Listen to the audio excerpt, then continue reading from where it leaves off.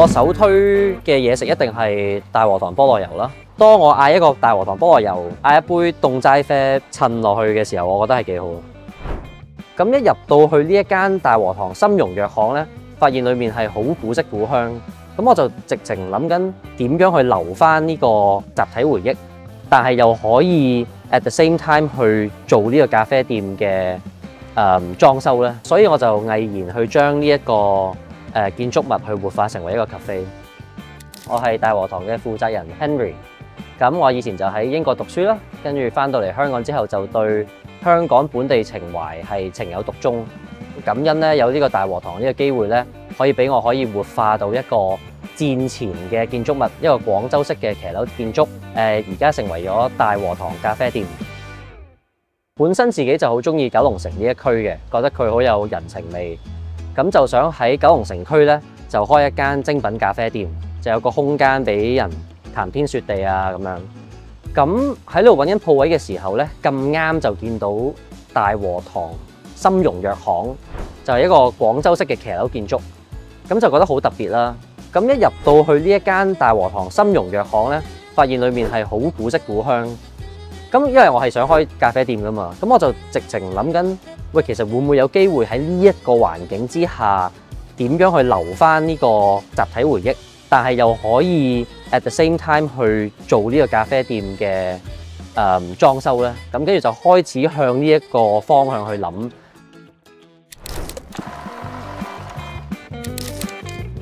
呢個就係大和堂咖啡店裝修之前嘅樣貌啦。咁你見到譬如呢個金漆招牌咧，亦都係我哋切咗落嚟咧，係擺咗喺第二個位度啦。而所有嘅呢啲藥樽咧，之前係裝藥材，而家都係裝住咖啡豆嘅。咁而家呢啲鏡片咧，亦都全部都 keep 翻晒。咁當然就係見埋呢個白紙櫃啦。咁呢個大招牌亦都係保育 project 嘅其中之一啦。咁我係將嗰個金漆牌匾，只不過係輕輕 retouch 過，咁都係原汁原味嘅。咁喺呢度咧就會見到一個中醫嘅開業執照啦。咁見到佢咧係寫住中華民國21年。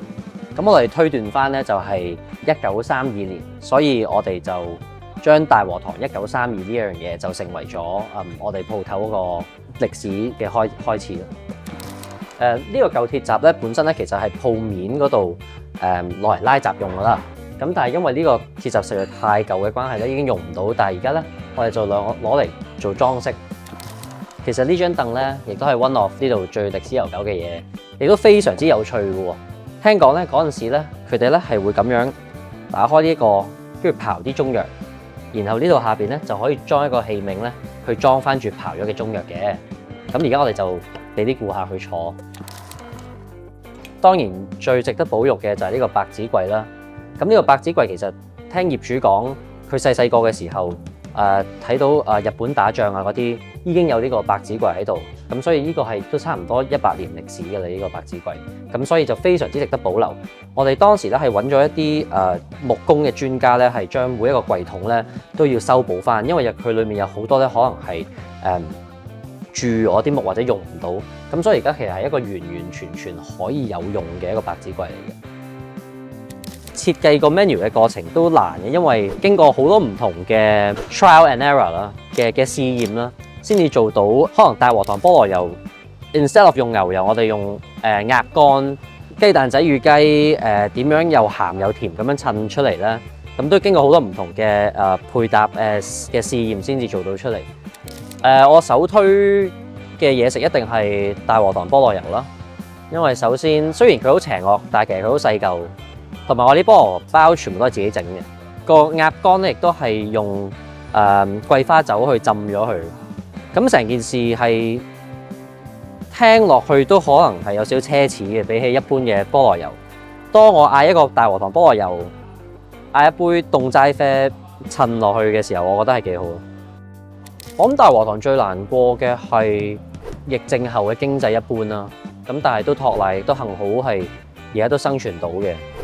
我諗最難忘其實都係疫症，就係因為譬如我哋有諗過開拓晚市，又想請多啲人嚟做晚市，但係當時疫症又話6點後又唔俾堂食，嗰啲措施不斷咁轉，可能患難見真情啦，即係行啲嗰句。咁2018年開鋪到而家都仲生存到，我覺得喺呢個經濟環境下都算係都幾難得。